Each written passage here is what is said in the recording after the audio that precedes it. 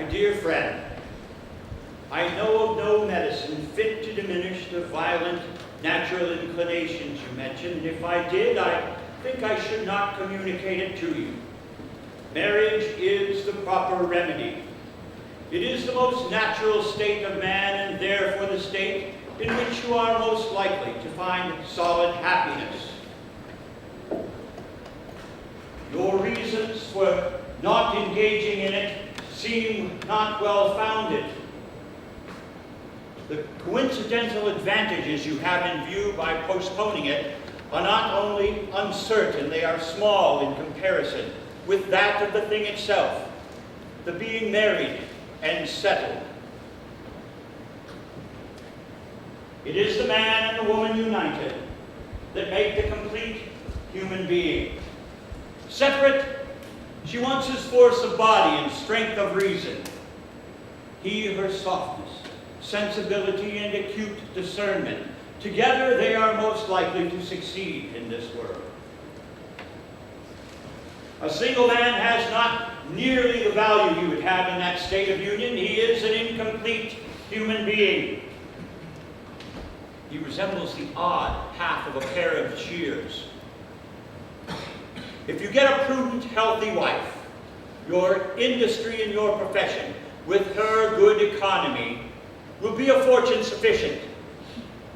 But if you will not listen to this counsel, and if you continue to think that a commerce with the other sex is certain, then welcome, welcome, welcome to Choose Your Mistress. Hello, my name is Benjamin Franklin. I am the discoverer of electricity, the inventor of bifocal glasses, and humble servant to the forces of love and romance. Tonight, one lucky young man in the audience is going to have an opportunity to choose his mistress. That's right, every possible candidate in the crowd tonight is a happily married man who's just looking for a little bit of sanity and release in the arms of another woman. Although it seems that some of you men have brought your wives with you tonight. Bad choice, fellas. I'm afraid that disqualifies you. So, without further ado, Mr. Spotlight Operator, who's it gonna be?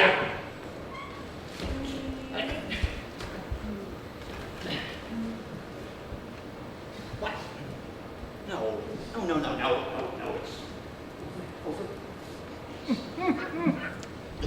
Well, it looks like we found a young man. There he is. Yes, you young man in the spot. Come on right up here. Come on. Look at him, he's nervous. Right up here and tell us your name, okay? Hi, Alex. Alex. Wonderful. You knew a guy named Alex once? Why, the affair he had was legendary. You can hardly look at a theater kid nowadays without having it explained to you through song and dance. Of course, yours is going to be better than that. So, now, Alex, how old are you? 26. 26, and how long have you been married? About a year and a half now. Oh, a year and a half, and already you're looking for a little something else. Huh. What? No, I've definitely been set up. I love my wife. My friend said we had tickets to a Pentatonics concert. When I got here, I couldn't find any of them, so I just came in and sat down. Then this train wreck started happening. Where's the camera? Liz, baby, if you're watching this, I'm so sorry. Alex, listen, I'm sorry, but I have some bad news for you. Your friends hate your wife. Yes, they do. Why, they gave me a stack of $100 bills to make sure you got on the show. I just can't say no to that face. So, Alex, since it appears as though you're going to be our contestant tonight, like it or not, why don't you just sit right down over there? No, I really don't. Right over there. I don't. Right there. Why don't you just sit right down? Thank you. All right, now we get this show on the road. Why don't I bring out those 3 beautiful choices for our contestant here? Ladies, come on out.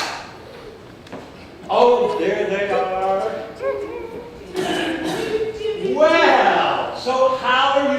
tonight? Wonderful.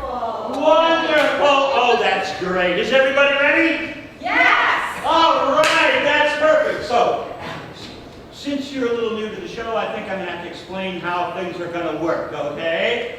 Suppose you'd better. Well, now that's the spirit. Okay, Alex is going to have 2 rounds in which he's going to ask each one of these beautiful contestants a question, and then he's going to have 1 round where he'll be asking each one of them an individualized question.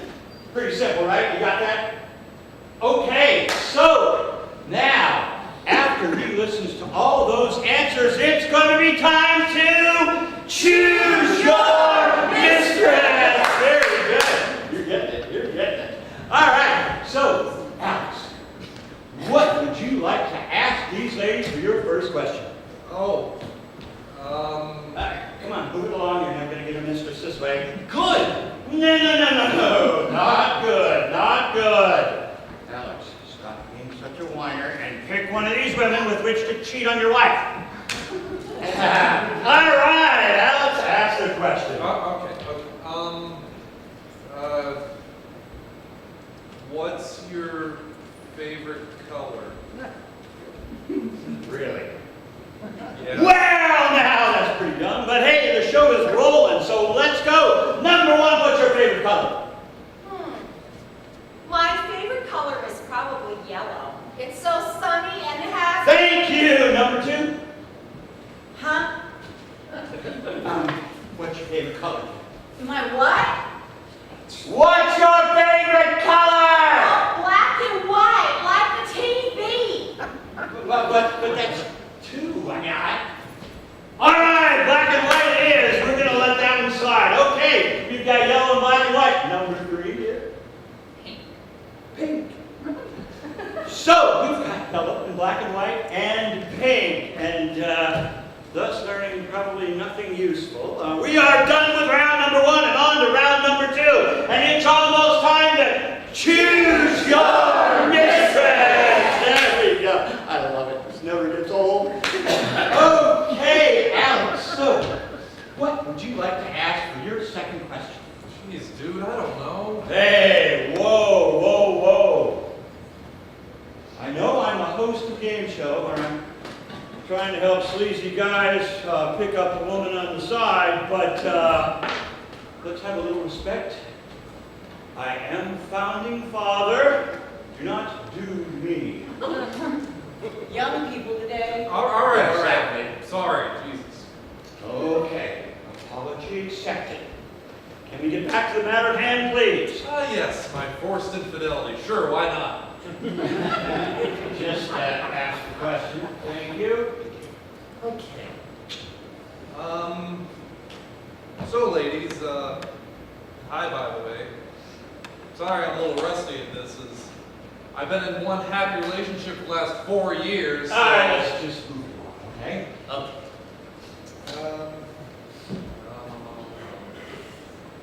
Okay. Do you have any hobbies? Hey, great question. Number 1.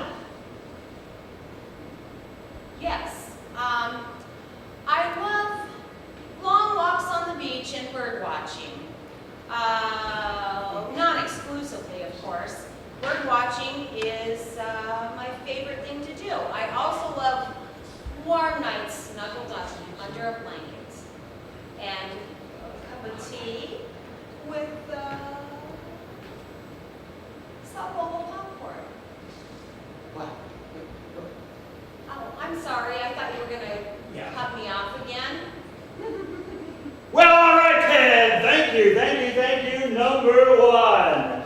So, number 2, Alex, it's time for you to roll on with number 2. Okay.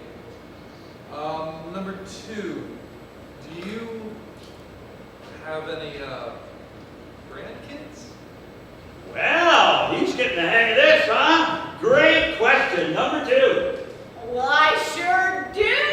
Lights of my life. I'll tell you, lights of my life. I've got 7 of them.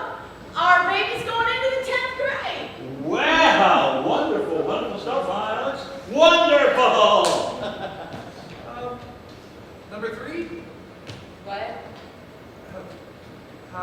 how old are you? 22. Wait. Party foul. You never ask a woman her age. I choose number 3. Absolutely not. Oh, come on! Absolutely not. I play this stupid game show to pick a mistress. Can I at least pick one close to my age? Ladies and gentlemen, our young adulterer here has fallen into the same trap that so many men fall into in choosing their mistresses. Alex, answer me this. What are 22-year-olds exceptional at? Being hot? Getting pregnant! Yes! Here, Alex, I want you to read this. Read half of it. There you go. You just, that's my list for reasons for a man to choose an older mistress. Oh, let me just give you the Smart Notes version. Listen, first of all, older women are smarter, so if you want to talk, the conversation will be better. The other thing, Alex, is that the more aged and unsightly they are, the more you're going to see them compensate, if you catch my drift. And you don't have to worry about illegitimate children, and then the other thing is, if her kids are grown, which they probably are, they're not going to be in the way. Now, Alex, the other point here is that you don't want a virgin, trust me. Okay. So, the older, the better? That's right, young man, you got it. Then, I choose number 2. Number 2, you've been selected. Come on. I Come won? on. Come on, here we go. Whoa! Well, ladies and gentlemen, that's all the time we've got tonight. Ladies, thank you so much for participating. Perhaps next week you too shall find true love. I don't think so. But the big question is, who is our young man going to be next week? It could be anybody. So, why don't you come back and check it out? Same bad time, same bad place. And remember, ladies and gentlemen, early to bed and early to rise makes a man healthy, wealthy, and wise. And lame as hell. Party on, dudes! Good night, good night.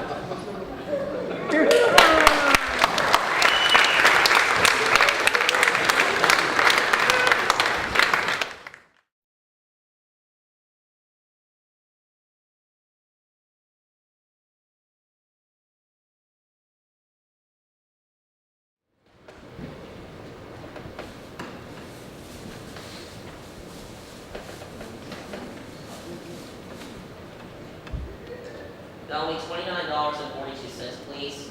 I lost my debit card. Is the check okay? Of course. Thanks. Do you think I could borrow a pen? Here you go. Thank you. You're welcome, ma'am. There you go.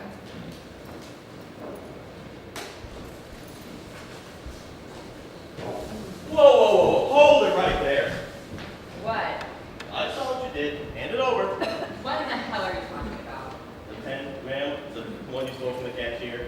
I saw you put it in your purse, and I'm afraid that's something I can't let slide. A pen? This is all over a stupid pen. Please refrain from referring to pens as stupid, ma'am.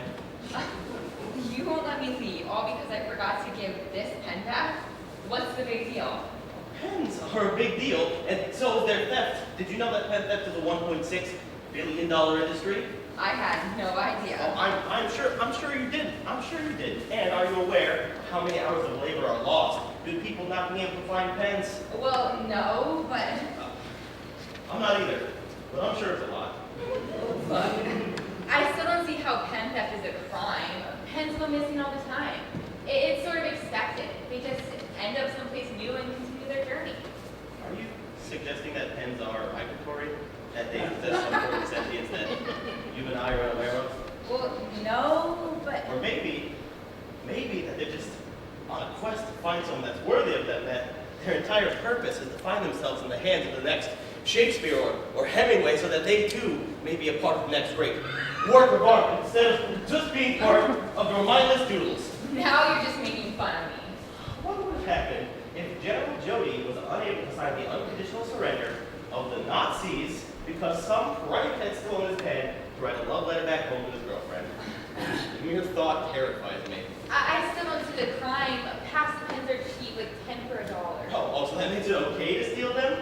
Did you realize that the average pen has enough ink to write a total of 1.4 miles? So that 10 packs should last most people an entire year. Or at least it would, if it weren't for people like you.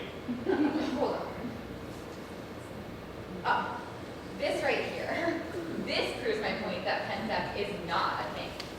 It says right here, this pen was taken from High Tide Bar and Restaurant of 555-440-0019. It's just a form of advertising, expected and harmless. Oh my God! This pen was reported stolen years ago. I thought we'd never see it again. You have got to be kidding me. I assure you that this is very serious and you should come to terms with your crimes. So far you stand in possession of not one, but 2 stolen pens. I'm afraid I have no choice but to take you in. Wait. Okay. I see that this is a very serious issue, and I'm forever grateful you brought it to my attention. Can't you just let me off with a warning? Well, I don't know. I swear never to do it again. Well, you did return the pens and in the process helped me solve a case that has occupied my every thought for the past year. I suppose I could just let you off with a warning.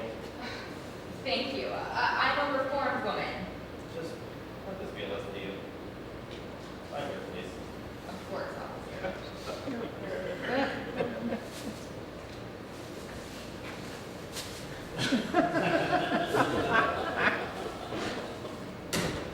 Well, I think she learned her lesson.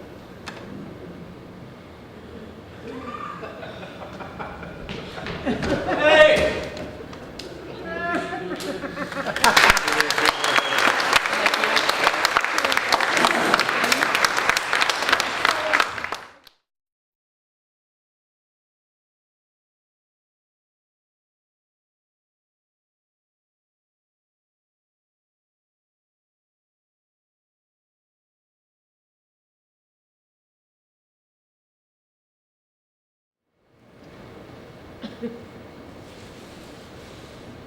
Last day at work.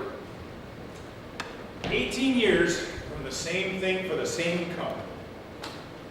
How can this last job of my career be reduced to this crap that I'm putting in this box? At least I get to retire now. I've earned it, damn it. All these years, working for a bunch of people who didn't care who I was, overworked, underpaid, and for what? So some greasy-haired, pimply-faced wonderkin to hog all the glory? Could have been so much more if that were there. You know, I remember back on the playground when I was a kid, wanted to be the next fireman or doctor. How come they didn't tell us back then that sometimes your dreams just don't come true? I wanted so much more when I was younger. I still remember it as if it were yesterday.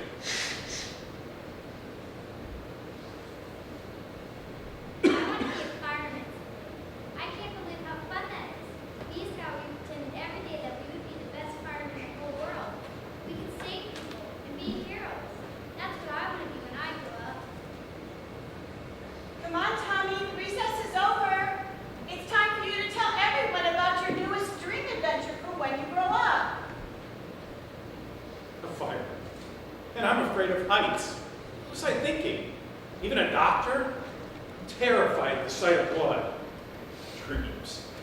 You know, I think at that age, I wanted to be an astronaut, a motorcycle coach, a weatherman. So many things that I could have been. What did I do? Became an accountant. A boring number junker. A manipulator for the rich. How I went from wanting to be a hero on the playground to a boring number juggler is beyond me. No, wait, that's not really true. I remember the exact moment when the tide turned. You can't do that. You've got to get a real job making real money. What stellar advice that was. You can be anything that you want to be, Tommy. But you can't be a fireman or a doctor. You're not strong enough, and you're not smart enough. You need to do something that you're good at, that you can make money at. You need to do something that will help you make money for your whole life. Dreams are fine, but you need to live in the real world. Life is hard, Tommy, and it's time you started thinking about the rest of your life. Believe me.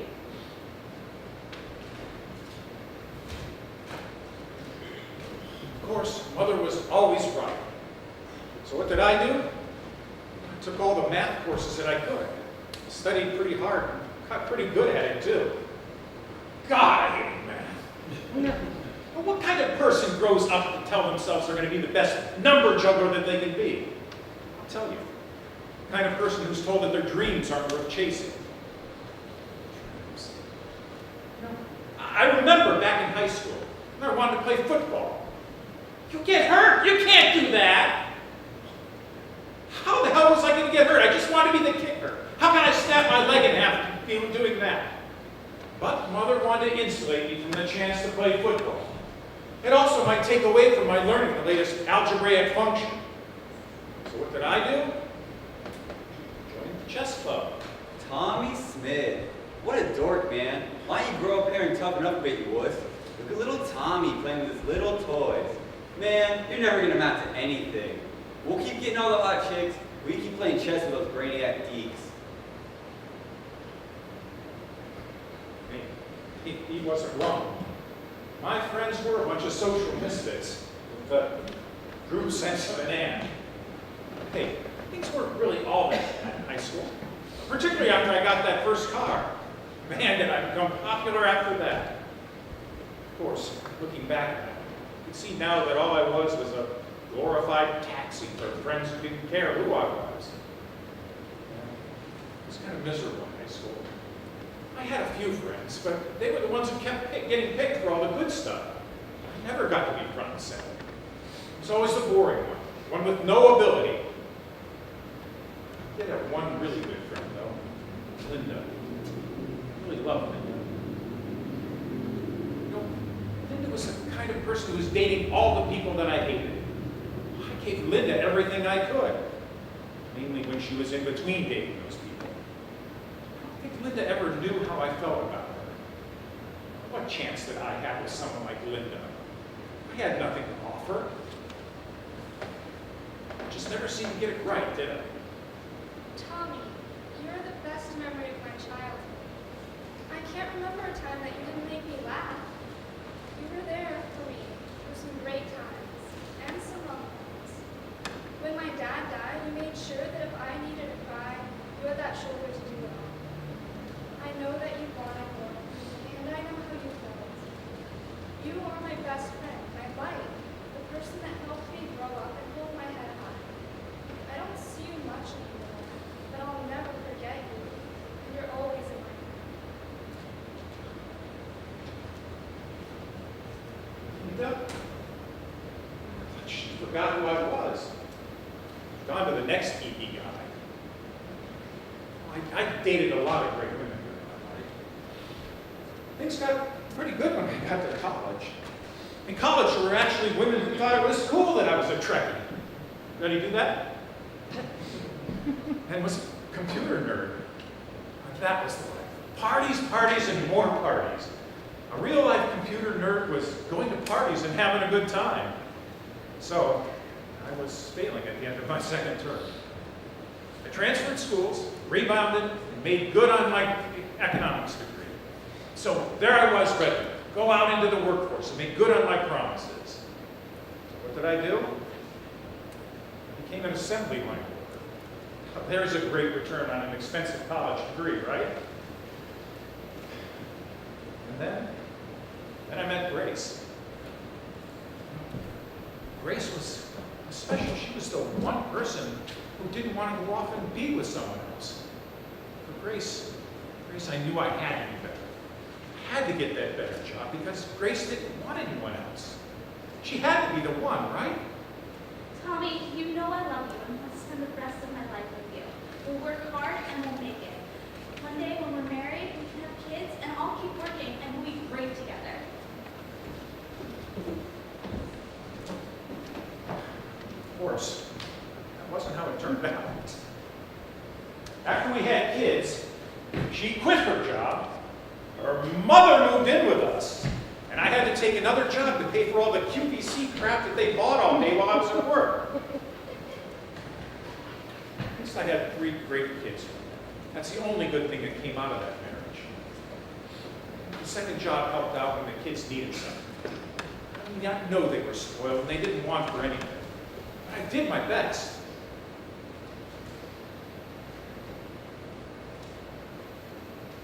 Now Steve was the rebel of the family. He was a little rough. He had passion, and he was certainly a handful.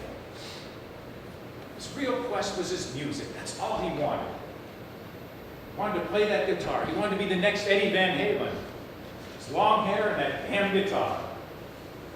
So I have to admit, he was pretty good at it, even though most of the time it sounded like cats screaming.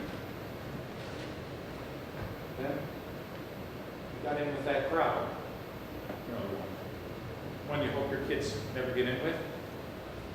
He partied too hard one night and then stopped living the dream forever.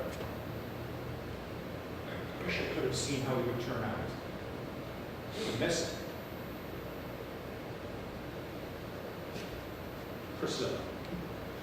Her mother loved that name, and I had no choice in it. So Prissy. She turned out just like her mother, God help her. Spoiled, rotten, a little princess and wanted for nothing. She turned into exactly the kind of girl that I hated in high school. Hung out with all the athletes, had all the attention. When she married that quarterback, I hoped for the best.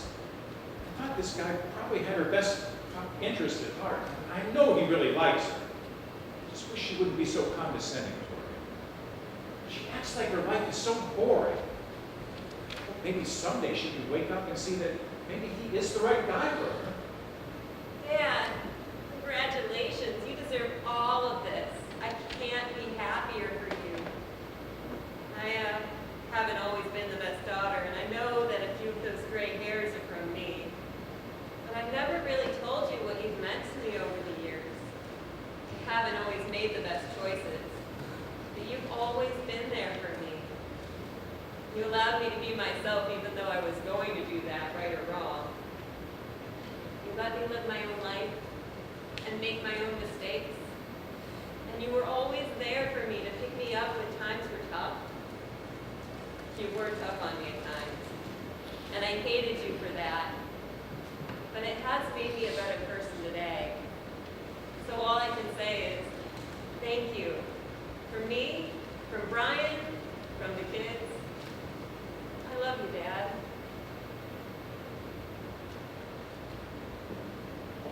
Priscilla? Looks like some of me might have rubbed off on her. She's finally figured out that Brian is the right guy for her, too. Tommy Jr. is the spitting image of me.